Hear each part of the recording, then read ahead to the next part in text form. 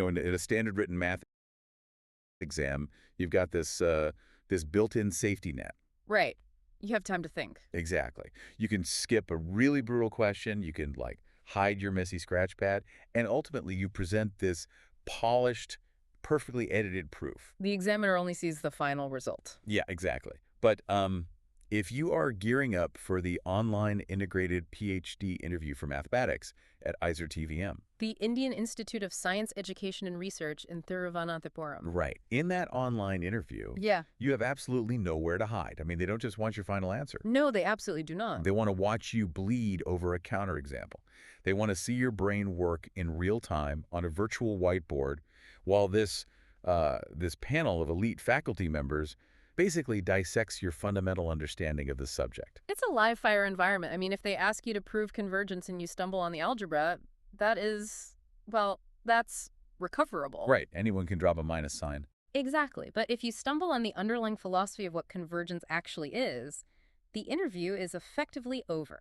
Well, just over. Pretty much. They aren't looking for a human calculator. They're searching for mathematical maturity.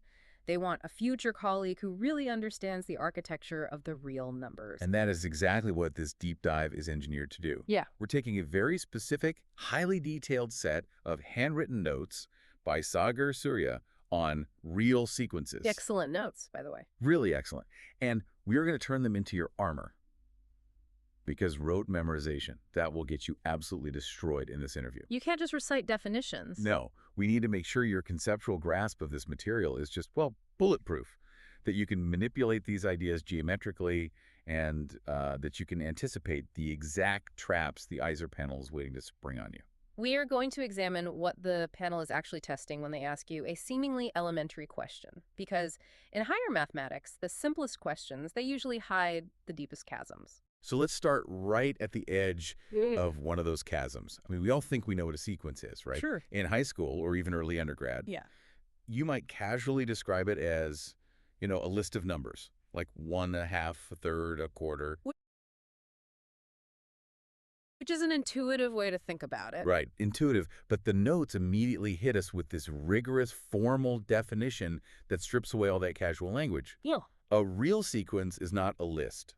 No, it is a function. A function. Specifically a function whose domain is the set of natural numbers n, and whose codomain is the real numbers r. Yes. So why does this shift in vocabulary matter so much for a PhD interview? Well, if you walk into your ISER interview and you call a sequence a list, you have instantly signaled a lack of rigor. Ah, right. It sounds amateur. Precisely. By defining it strictly as a mapping from n to r, you bring the entire machinery of function theory into the room. For every natural number n, you are mapping it to a specific real number. And the domain is the natural numbers, which tells us something critical right away. It means the domain is countably infinite. Right, which means the number of terms in any sequence is always infinite. You can't have a sequence that just, stops after 10 terms. No, you cannot. If it stops, it's just a finite tuple, right? It's not Yeah. a sequence. Correct. But the panel will immediately push your boundaries on this. They will ask something like, if the domain is infinite, does the sequence contain infinitely many distinct numbers? Oh, that's tricky. It is. This is testing your understanding of the difference between the sequence itself and its range. Right, because the range is simply the set of unique, distinct values that the sequence actually hits on the real line. Exactly. And the notes have this really brilliant example for this. The sequence defined by Fn equals -1 to the power of n. Classic. So if we evaluate that for the natural numbers, we get -1, 1, -1, 1, -1, 1, and so on, extending out infinitely. So the sequence goes on forever. The range is literally just a set containing two numbers, -1 and +1. And that's a classic interview trap. They might say, hey, construct a sequence with infinitely many terms but a finite range. You immediately deploy -1 to the n. Or even simpler, right, like the constant sequence where Fn equals 1 for all natural numbers. That's it. The sequence is just 1, 1, 1, infinitely. But the range is just the singleton set containing the number 1. Yeah. It's kind of like, it's like an infinite Spotify playlist where you only have two artists alternating back and forth forever. The playlist is infinite, but the range of artists is completely finite. I like that analogy. But there's another massive implication here, and the notes explicitly warn us about it. Because a sequence is a function mapped from the natural numbers, the index, the input 1, 2, 3, it is permanently fused to its output. Yes. The order is immutable. The order is locked. Let's dig into that. Let's trace the logic of why that immutability is so vital. In basic set theory, the set 1, 2, 3 is identical to the set 3, 2, 1. Right. Order doesn't matter in a set. Order is completely irrelevant. But in a sequence, sub 1 is inextricably bound to the input 1. If you swap the first and second terms, you haven't just rearranged data. What have you done? You have destroyed the original function and birthed an entirely new one. Wow. Okay. So in an interview, a professor might subtly ask you to reorder the terms of an absolutely convergent series or a sequence just to see if you intuitively treat it like a set. It's a test of reflexes. Exactly. You must resist that reflex. The order is locked. Okay, so a sequence is this unshuffleable, infinitely long mapping. But a sequence isn't just about existing, right? It's usually about its trajectory. Where is it going? Yeah, where is this infinite function going? And how do we prove it's heading somewhere specific without having to literally look at an infinite number of terms? Which we can't do. Right. We need a rigorous net to catch it. And that brings us to the absolute crucible of real analysis. The formal epsilon end definition of a limit. Oh boy. If there is one concept you must be unwaveringly confident in for your ISER interview, it is this. It's the string of symbols that haunts every math major. I'm going to read it straight from the notes, and then we really need to translate it into standard conversational English. Good idea. Because spitting out symbols in an oral exam without explaining the geometry behind them, that is a really quick way to get rejected. Shows you memorize, not understand. Exactly. So the notes say, a real sequence sends in converges to a real number L if for every epsilon greater than 0, there exists a natural number n such that the absolute value of Sn minus L is less than epsilon for all n greater than or equal to n. Okay, let's strip away the algebra for a second and look at the geometry. In your interview, imagine the professor is playing the role of an adversary. Okay, I'm picturing it. They hand you a number, epsilon, and this epsilon acts as a microscopic margin of error.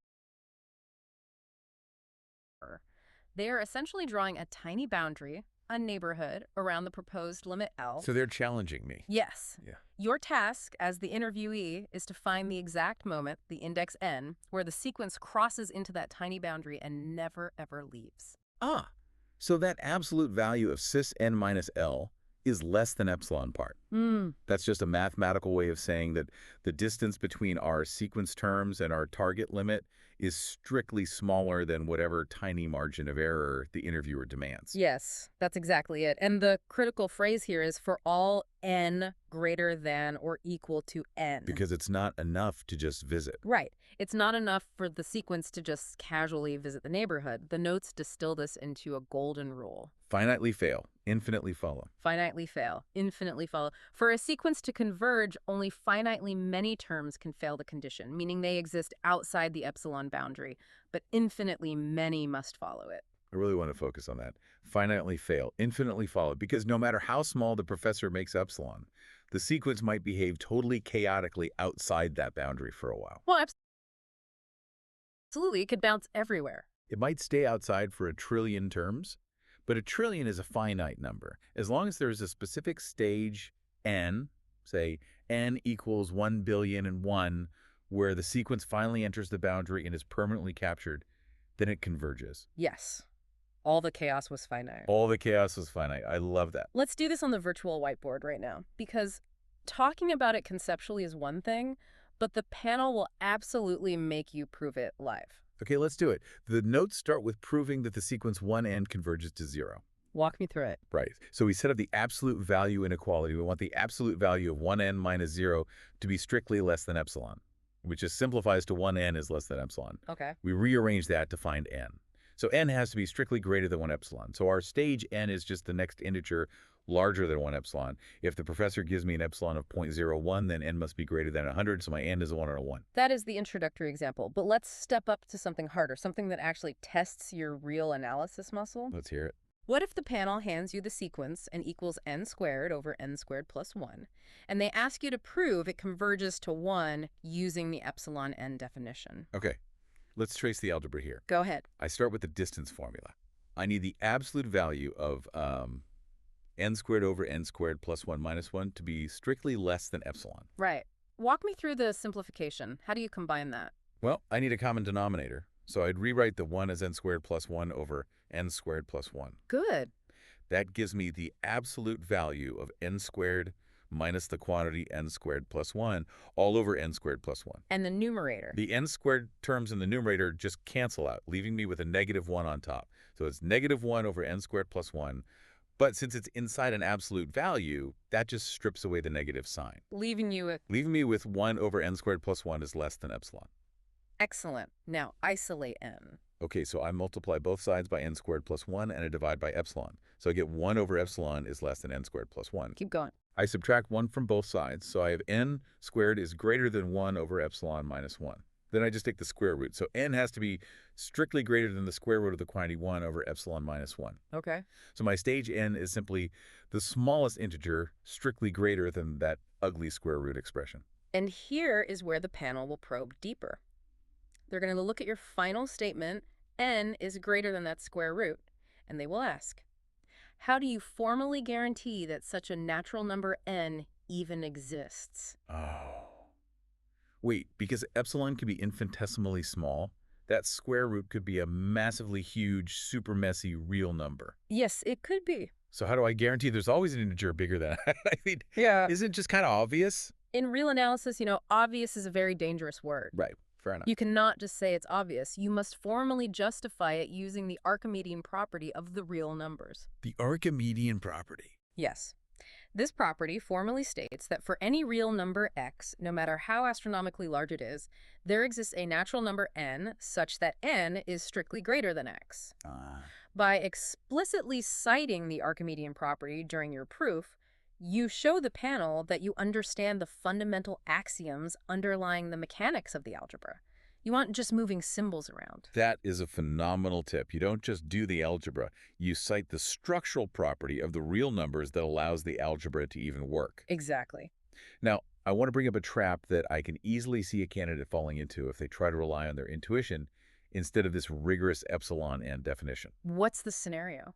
What if I'm in the interview and instead of doing all that algebra, I just confidently say, well, the denominator of 1n is getting huge, so the fraction is getting closer and closer to 0, Yeah. QED. If you use the phrase getting closer and closer as a formal proof of convergence, the panel will dismantle you. Really? That aggressively? Yes, because getting closer is a necessary but entirely insufficient condition. Let's consider the sequence 1n again. Okay. Is it getting closer and closer to negative 1? Let me think. Well, 12 is closer to negative 1 than 1 is. Right. And 13 is closer to negative 1 than 12 is. So, yeah, actually, it is continuously getting closer and closer to negative 1. But does it converge to negative 1? No, obviously not. It converges to 0. Precisely. It gets closer to negative 1, but it is never permanently captured by an epsilon boundary around negative 1. If I set epsilon equal to 0.5 around negative 1, the sequence 1n will never, ever enter that boundary. Because it never drops below 0. Exactly. The epsilon n definition is not about the journey of getting closer. Right. It is entirely about the mathematical guarantee of permanent capture within any arbitrary boundary. It's not about the journey, it's about permanent capture. That completely shatters the naive high school understanding of limits, It's supposed to. So, transitioning from that, the notes flag a massive pitfall that stems directly from this idea of boundaries and neighborhoods. And that's limits versus limit points. Yes. This is where we separate the casual students from the serious PhD candidates. I mean, linguistically, it sounds like they should just be the same thing. They do, but they aren't. Right, because the notes explicitly state a sequence converges to a limit only when a LAIL is the unique limit point. But, and this is the kicker, having a unique limit point does not guarantee the sequence converges. That is correct. I am genuinely struggling to see how that is possible geometrically. Like, if infinitely many terms are clustering around a single point, isn't that just a limit? You are falling into the linguistic trap. Let's look closely at the precise epsilon neighborhood definitions. We just established that for a limit, all terms after stage n must be inside the neighborhood. Right. Finitely fail, infinitely follow. Permanent capture. And look at the formal definition of a limit point. A real number L is a limit point if every epsilon neighborhood around it contains infinitely many terms of the sequence. Okay. Do you notice what is missing from that definition? It just says infinitely many terms have to be in the neighborhood. It doesn't actually say anything about the terms staying there. Exactly. A limit point demands that infinitely many terms enter the neighborhood, but it does not preclude infinitely many terms from existing outside the neighborhood. Wow. They can visit, leave, and visit again. A limit demands permanent capture. A limit point only demands infinite visitation. Infinite visitation. Okay, so to use an analogy, a limit is like moving to a new city for a permanent job, right? Okay. You might travel around a lot when you're young, but eventually you hit stage N and you stay in that city forever. Permanent capture. I follow. But a limit point is like visiting your parents for the holidays. Over an infinite lifespan, you go to your parents' house infinitely many times. Right. So your parents' house is a limit point of your life's trajectory. But you never stay there permanently. You always leave to go back to your own house. That captures the dynamic perfectly. Let's apply it mathematically to make it rigorous. Look at the sequence 1, 2, 1, 2, 1, 2, and so on. The infinite playlist stuck on 2 tracks. Let's evaluate the number 1. Is it a limit? If I draw an epsilon neighborhood around 1, say epsilon is 0.5, does the sequence eventually stay inside that neighborhood permanently? No, because every even index jumps to the number 2. It constantly leaves the neighborhood. So 1 is definitively not a limit. But is it a limit point? Well, it visits the neighborhood around 1 infinitely many times, because every odd index is a 1. So yes, it is a limit point. And similarly, 2 is also a limit point. The sequence has 2 distinct limit points. And a foundational theorem states that a sequence converges to all only when all is the unique limit point. And since we have multiple, it diverges. Exactly. Well, wait, let's go back to my confusion from earlier. You said that having a unique limit point doesn't automatically mean convergence. Yes. How is that mathematically possible? If there's only one place it visits infinitely often, how can it not permanently stay there? Where else is it going? This is an edge case scenario the Eiser panel will almost certainly probe. What if a sequence has one limit point, but the rest of the terms just blow up to infinity? Blow up? What do you mean? Let's construct a sequence together. Ready? Ready. 1, 2, 1, 3, 1, 4, 1, 5, 1, 6, and so on. Okay, let me evaluate this. All the odd index terms are 1, so it visits 1 infinitely many times. Yes. So 1 is definitively a limit point. But the even index terms, they are 2, 3, 4, 5, 6. They are just growing without bound. Yes, they are. Is there any other finite number that this sequence visits infinitely often? No. Huh. Because every other number is only visited exactly once. So 1 is the unique limit point. But does the sequence converge to 1? No, because it never achieves permanent capture. The even terms are constantly escaping the epsilon neighborhood around 1 and just running off toward infinity. This is exactly why the notes specify a crucial caveat. A sequence with the unique limit point converges only if the sequence is bounded. If it is unbounded, the sequence can have a unique limit point and still properly diverge. The panel might simply draw that exact sequence 1, 2, 1, 3 on the virtual board and ask, does this converge? It has a unique limit point. And if you take the bait and say yes, If you take the bait, you fail the conceptual test. that is incredibly devious. Yeah. It forces you to check every single condition of the theorem. You can't just find a unique limit point and declare victory. You have to prove boundedness too. You must verify the entire theorem. And that actually brings up a related question. If those even terms are shooting off to infinity, what happens when a sequence just blows up completely? Like the notes say positive and negative infinity cannot be limit points. Right, because within the standard framework of real numbers, infinity is not a number. It is a concept of unboundedness. Limit points are strictly defined as real numbers. Right. If a sequence marches steadily toward positive infinity, like Sn equals n squared, we say it properly diverges to infinity. We do not say infinity is a limit point. Unless the interview specifically shifts context to the extended real number system, which operates under a completely different set of topological rules, but standard real analysis, no. Got it. So when sequences refuse to politely converge to a single limit, we need a rigorous vocabulary to categorize their chaos, right? We can't just throw up our hands and walk away. Mathematicians abhor a vacuum of classification. If a sequence fails to converge, we don't just give up. We look at its boundaries, its extreme limit points, and its overall trajectory. And the notes break this down into limit superior, or lim sup, and limit inferior, or limif. But before we define those, there's a highly tactical piece of advice you flagged for the notes, a real heuristic for the listener. Oh, yes. This is crucial for the interview. Whenever you see a -1 to the power of n inside a complicated sequence in an interview question, what is your immediate reflex? You immediately, without hesitation, split the sequence. Split it. Yes. The expression -1 to the n is mathematically screaming at you that the sequence possesses a split personality. It will behave one way for even indices and a completely different way for odd indices. That makes sense. If you try to analyze it as a single, unified algebraic entity, you will drown in messy inequalities. But if you verbally declare to the panel, I am going to evaluate the subsequences for n being even and n being odd, you instantly demonstrate analytical foresight. Let's work through the complex example provided in the notes to really see this tactical strike in action. Let's do it. The sequence is defined as an equals -1 to the n times the quantity 2 minus pi over n cubed.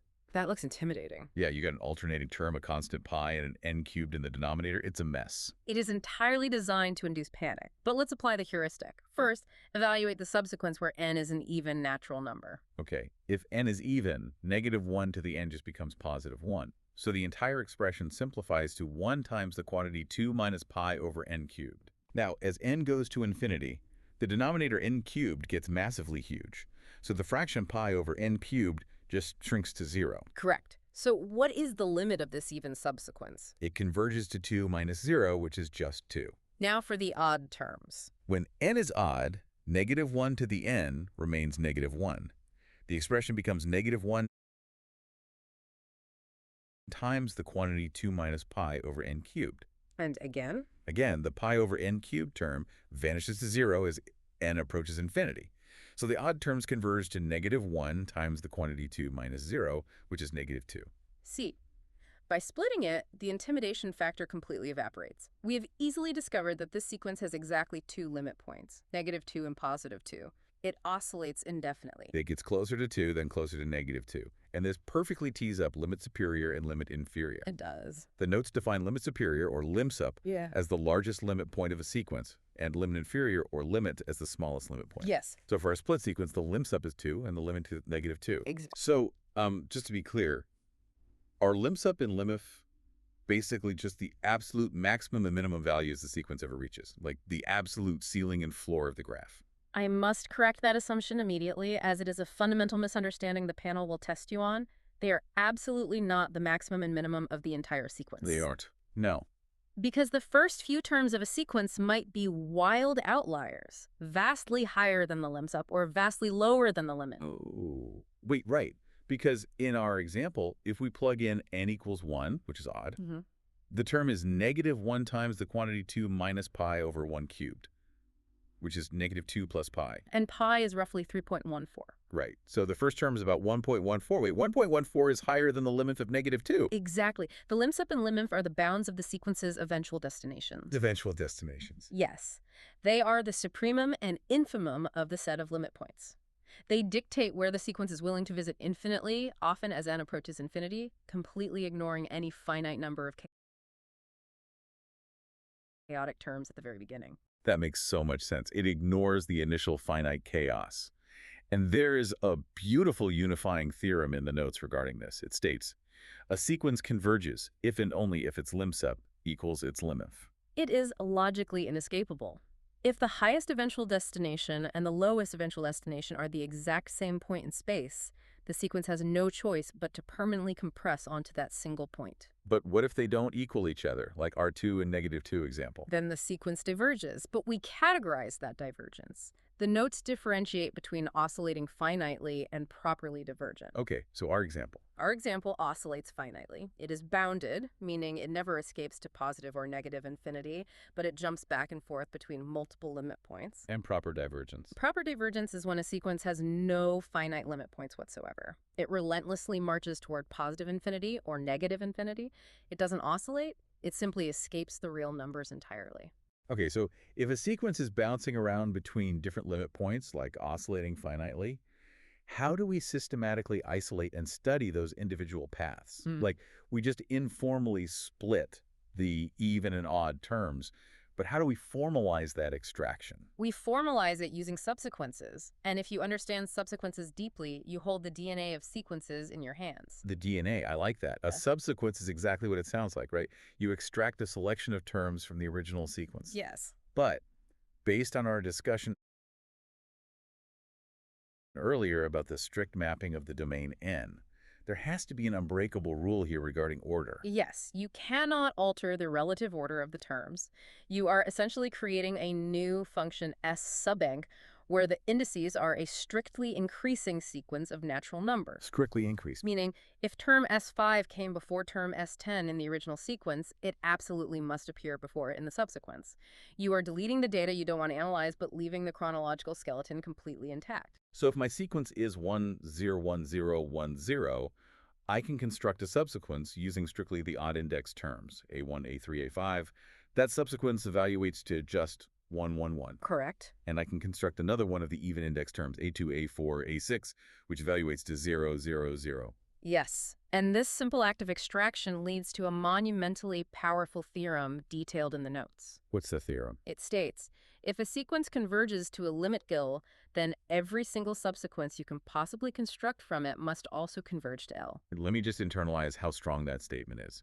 Every single one. Every single one. No matter how weirdly I select the indices, like if I pick every prime number index or every index that is a perfect square or every 1000th index, if the main parent sequence converges to L, all of those subsequences are mathematically obligated to also converge to L. Yes, because if the parent sequence is permanently captured by an epsilon neighborhood after stage n, then any infinite subsequence you extract from it will eventually consist only of terms that are well past that stage n. Oh, right, they inherit the capture.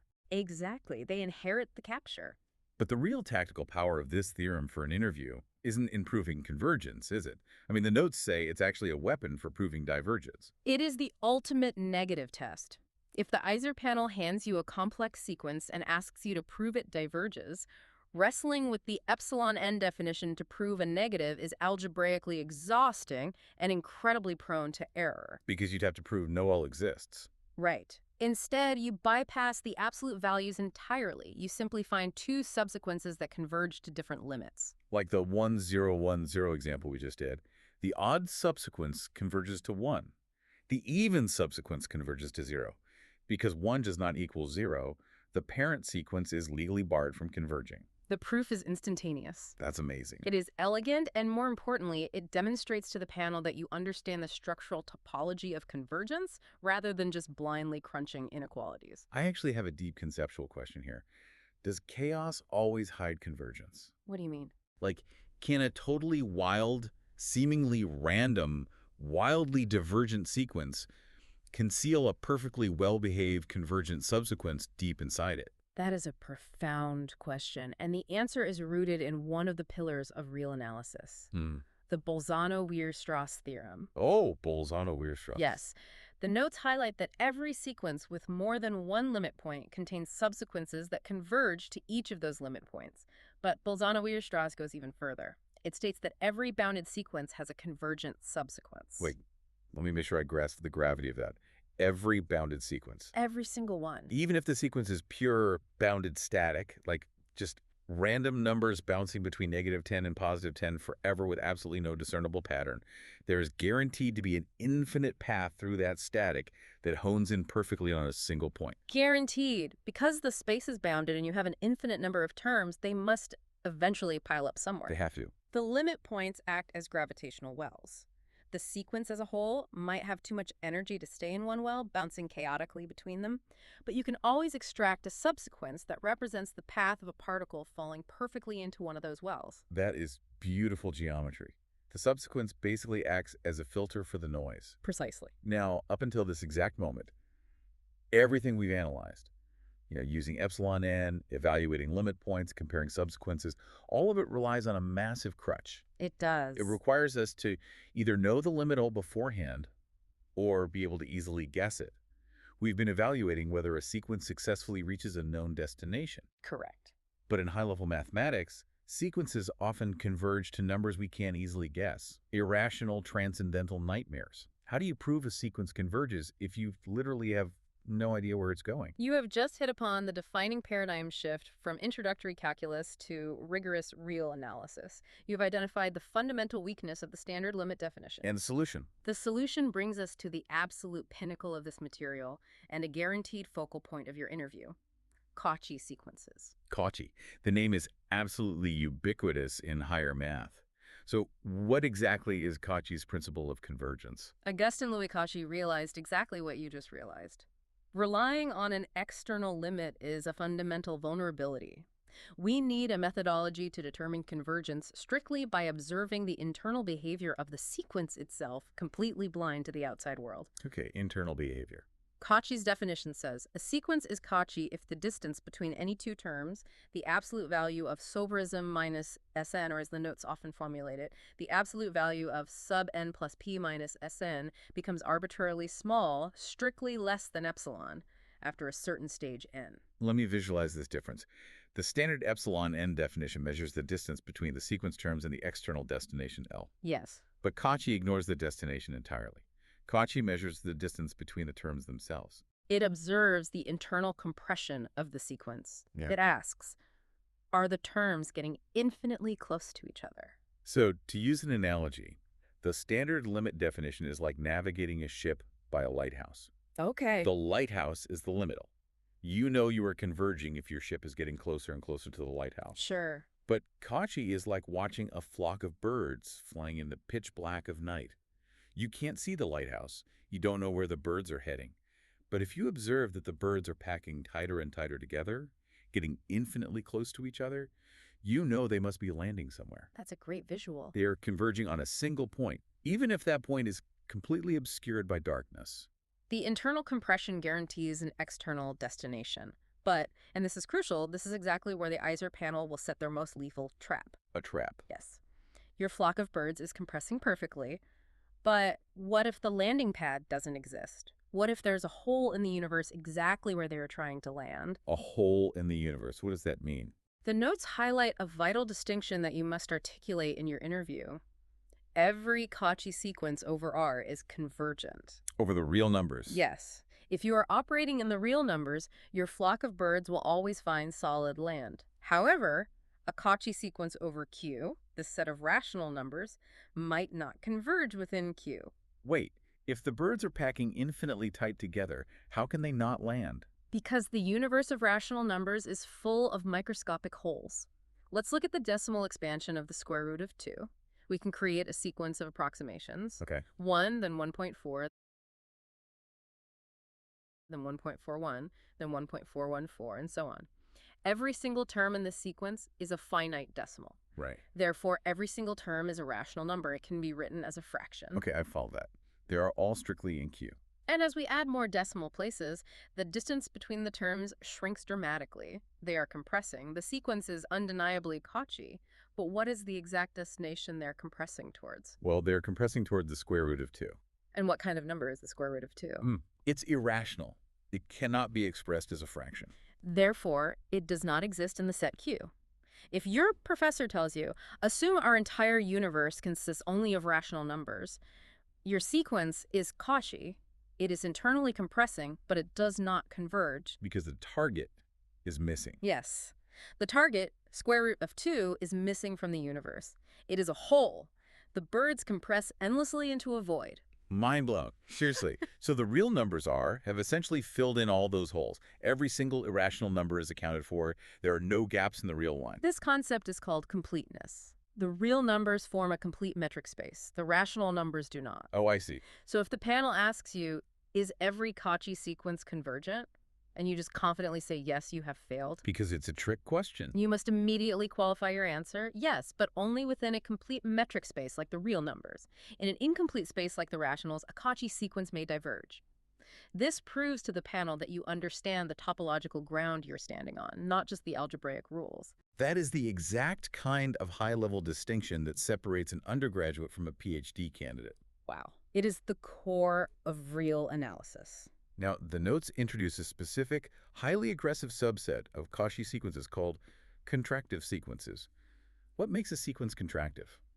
A sequence is contractive if the distance between consecutive terms is consistently shrinking by a guaranteed rigid factor. A rigid factor. The formal algebraic definition is the absolute value of sub n plus 2 minus sub n plus 1 is less than or equal to alpha times the absolute value of sub n plus 1 minus Sn, where alpha is a constant strictly between 0 and 1. So every step forward you take is a guaranteed fraction of your previous step. Yeah, exactly. Like if alpha is 0.5, then your second step is half as big as your first step, your third step is half as big as your second step, Yeah. and so on. Yeah. And because alpha is strictly bounded away from 1, this rapid geometric shrinking guarantees that the sequence will compress tight enough to be Cauchy. The notes provide a powerful chain of implication.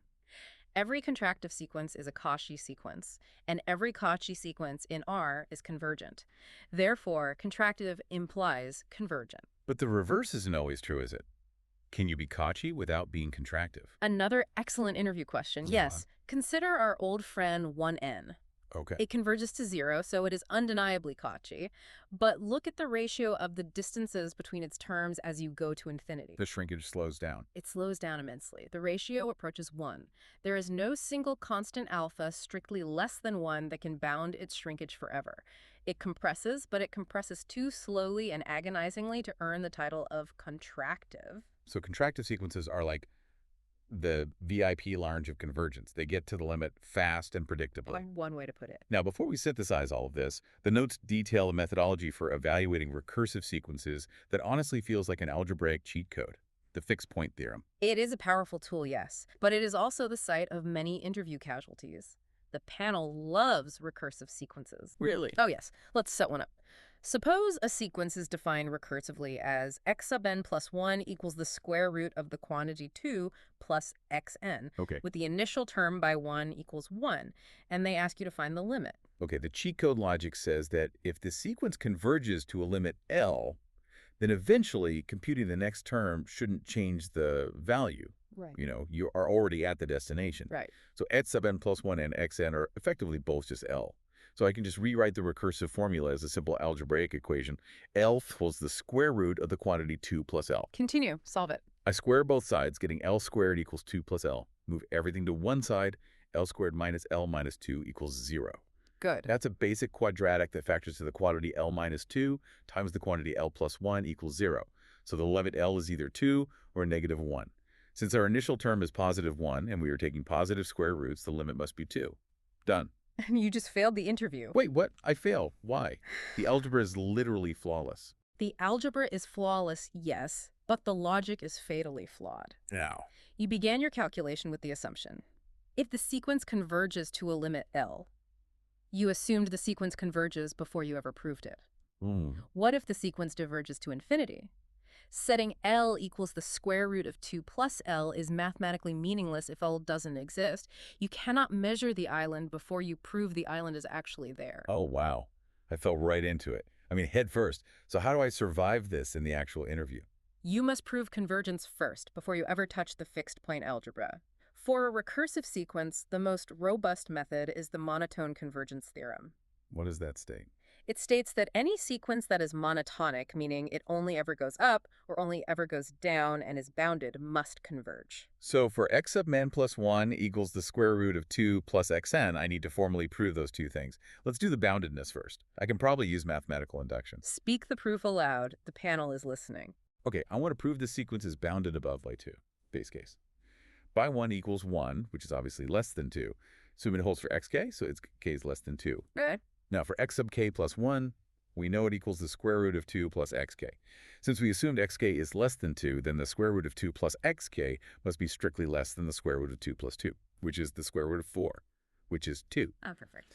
Therefore, by induction, xn is less than 2 for all natural numbers n. The sequence is bounded. Excellent. Now prove it is monotonically increasing. Prove that x sub m plus 1 is always strictly greater than xm. Okay, I would look at the difference. I need to show x sub n plus 1 squared minus xn squared is greater than 0. Right. That evaluates to 2 plus xn minus xn squared. If I rearrange that, it's negative 1 times the quantity xn squared minus xn minus 2, which factors to negative 1 times the quantity xn minus 2 times the quantity xn plus 1. And since we just proved boundedness. Since we just proved xn is strictly less than 2, the term xn minus 2 is negative. The negative sign out front makes the whole expression positive. Therefore, the sequence is always growing. Perfect. You have now rigorously proven that the sequence is bounded above and it is monotonically increasing. By the monotone convergence theorem, it is legally obligated to converge to some real number. And now, Now and only now does the panel permit you to use the fixed point algebra to discover that the limit is precisely 2. that is the difference right there. That is exactly what ISER TVM is looking for. Not the mechanical ability to solve a quadratic equation, but the rigorous discipline to justify why you are allowed to solve it in the first place. Exactly. Man, we have covered an immense amount of theoretical ground today. Let's synthesize the arsenal we've built for the listener. Let's review.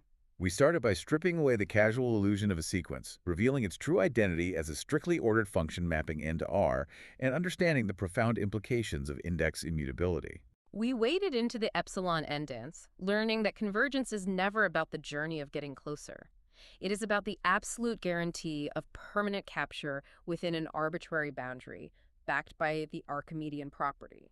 We navigated the deceptive linguistic traps of limits versus limit points, understanding how a sequence can visit a neighborhood infinitely many times without ever committing to staying there, and why boundedness is the key to unique limit points. We learned the tactical reflex of splitting alternating -1 to the n sequences to easily find the eventual bounds of lim_sup and lim_if. We wielded subsequences as the DNA of divergence, using Bolzano-Weierstrass to find order hidden deep within bounded chaos. And finally, we unlocked the profound internal diagnostic of Cauchy and contractive sequences, learning how to prove convergence entirely in the dark by observing internal compression. While explicitly acknowledging the complete gapeless nature of the real numbers compared to the rationals. So when you log into that online interview, remember your virtual whiteboard hygiene. Very important. When they ask you a question, do not rush to spit out an answer. Take a breath. Write down the formal definition. Draw an epsilon neighborhood. Talk out loud about what is happening geometrically. Let them see the architecture of your thoughts. If you stumble on the algebra, tell them exactly what you were trying to achieve conceptually. Yeah. And as you finalize your preparations, I want to leave you with one final, profound conceptual seed to ponder. Everything we have discussed today, the epsilon neighborhoods, the Cauchy compressions, the bounds, it all relies on a single massive assumption. Yes, it does. We measured the distance between numbers using the standard absolute value, the absolute value of n minus L. We used a rigid standard ruler. The literal physical distance on the number line. But what if we change how we measure distance? What if we redefine the metric space entirely? Change the ruler. In higher mathematics, there are other ways to measure distance, like the p-natic metric, where numbers are considered close to each other based on their prime factorizations, not their physical location on a line. Under a completely different metric, a sequence that is perfectly, beautifully convergent under absolute value might suddenly become violently divergent. Just because you change the ruler. As you prepare, ask yourself, how much of a sequence's behavior is an inherent, unchangeable property of the numbers themselves, and how much is merely an artifact of the specific ruler we happen to be using to measure them? That is exactly the kind of deep, murky, topological water you want to be comfortable swimming in. Because when you step into that ISER TVM interview, they do not want a clean, simple answer. They want to see how you navigate the profound depths of the math itself. Good luck. We know you are going to absolutely crush it.